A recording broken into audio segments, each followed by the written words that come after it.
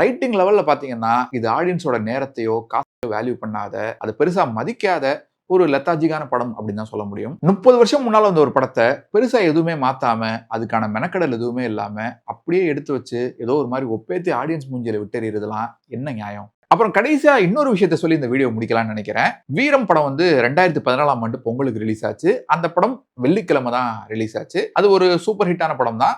அதுக்கு அடுத்த வருஷம் 2015 தீபாவளிக்கு வேதாளம் ரிலீஸ் ஆச்சு. அதுவும் ஒரு நல்ல ஹிட்டான படம் தான். அந்த படம் வந்து செவ்வாய்க்கிழமை தான் ரிலீஸ் ஆச்சு.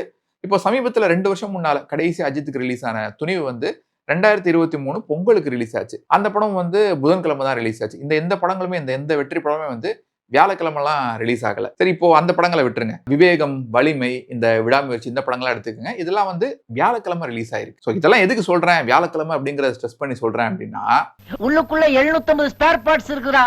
அதுல ஓடாத வண்டியாடா இந்த எலுமிச்சம்பளத்துல ஓட போகுது.